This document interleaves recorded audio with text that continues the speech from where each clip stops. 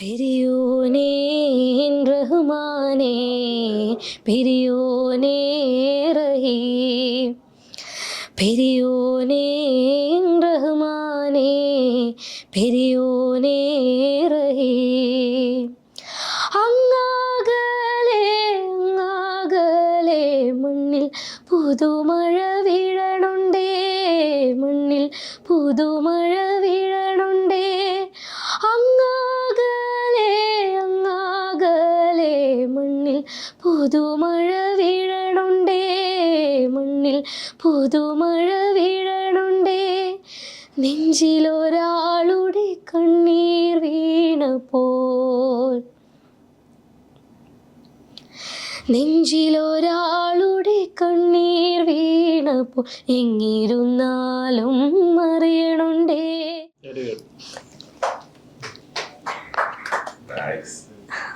സാധാരണ ഏതിലാ കേട്ട ആദ്യ പാട്ട്? ഞാൻ റിലീസായ സമയത്ത് എൻ്റെ ഫ്രണ്ട് വിളിച്ചിട്ട് പറഞ്ഞു, ഇങ്ങനെ ആടുകൾക്ക് പാട്ട് റിലീസായിട്ടുണ്ടെന്ന് കേട്ട് നോക്ക്, നല്ല പാട്ടാണെന്ന് പറഞ്ഞു. അപ്പൊ അങ്ങനെ കേട്ടതാ. അപ്പൊ അതാ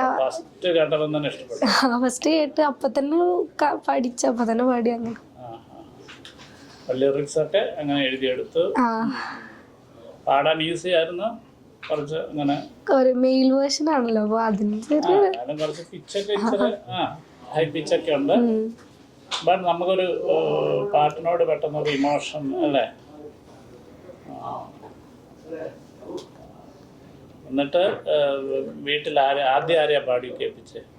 ഇല്ല, ഞാൻ വീട്ടിൽ ആരും ഉണ്ടാവില്ല, അമ്മയും അച്ഛനൊക്കെ ജോലിക്ക് പോകുന്നതുകൊണ്ട് ഞാൻ ക്ലാസ് ലീവായിരുന്നു. അപ്പോൾ വീട്ടിൽ ഞാൻ മാത്രമേ ഉണ്ടാവുള്ളൂ. അപ്പൊ അങ്ങനെ പാടിയതാ. ഞാൻ ഇടാറുണ്ട്, റീല് കുറെ കാലമായിട്ട് ഇടുന്നുണ്ട്. അപ്പൊ അങ്ങനെ ചെയ്തു. അങ്ങനെ റഹ്മാൻ സാറിന്റെ ശ്രദ്ധയിൽപ്പെട്ടു അല്ലേ. ഇപ്പൊ അന്നേരം ഒത്തിരി കോൾസും ഒത്തിരി ഇതൊക്കെ വരുന്നുണ്ടല്ലോ അല്ലേ. അപ്പം അത് നല്ലതാണ്. കുറച്ചുകൂടെ നേരം സീരിയസ് ആയിട്ട് പാട്ടിൽ എന്നെ പാടാനായിട്ടും ഒക്കെ ശ്രദ്ധിക്കണം. കഴിഞ്ഞാൽ ആ പാട്ട് ഒത്തിരി പേര് പാടിയിട്ടുണ്ട്. എനിക്ക് തോന്നുന്നു ഒത്തിരി പേര് അതൊരു ട്രെൻഡായിട്ടും അല്ലേ. അപ്പൊ എല്ലാരും പാടുന്നുണ്ട്, കൊച്ചു കുട്ടികൾ വരെ പാടുന്നുണ്ട്. അത് നല്ല കാര്യമാണ്. നമുക്ക് കേൾക്കുമ്പോൾ സന്തോഷമാണ്. കാരണം നമ്മളിങ്ങനെ ഇതിൻ്റെ ഒരു എന്താ പറയാ, ജനന സമയത്ത് നമ്മൾ ഓർക്കത്തില്ലല്ലോ. ബർത്ത് ടൈമിലാക്കി ലിറിക്സ് ആയിട്ട് കിട്ടി. ഇത് ആദ്യം ലിറിക്സാണ് ഉണ്ടായത്. അപ്പൊ എനിക്ക് തോന്നുന്നു ആദ്യത്തെ ഒരു 4 വരിയോ മറ്റോ ആദ്യം എഴുതിയിട്ടുണ്ടായിരുന്നു. അതൊരു മ്യൂസിക് ചെയ്ത് കഴിഞ്ഞപ്പം പറഞ്ഞ് കുറച്ച് ലൈൻസ് കൂടെ വേണമെന്ന് പറഞ്ഞ് അപ്പോൾ റഫീഖിനെ വിളിച്ചു പറഞ്ഞു, അതിൻ്റെ ബാക്കി ലൈൻസ് എഴുതി അങ്ങനെ. പക്ഷെ അന്നേരം അത് കഴിഞ്ഞിട്ട് നമ്മൾ പിന്നെ അതിൻ്റെ ഒരു ബിഗിനിങ് പോർഷൻ പുള്ളി തന്നെ ആഡ് ചെയ്ത. അപ്പം എനിക്ക് തോന്നുന്നു അതൊരു എല്ലാവർക്കും ഒരു സംഗീതത്തിൻ്റെ ഒരു ആത്മീയത എന്നൊക്കെ പറയുന്ന പോലെ ഇമോഷണലും ഒക്കെ ഒത്തിരി ടച്ച് ചെയ്യാവുന്നവരായിട്ട് തോന്നിട്ട്. എന്താ തോന്നിയത് മോക്ക്? എന്താ തോന്നിയതിനെ കുറിച്ച്? ഞാൻ പറഞ്ഞിട്ട് കാര്യമില്ല.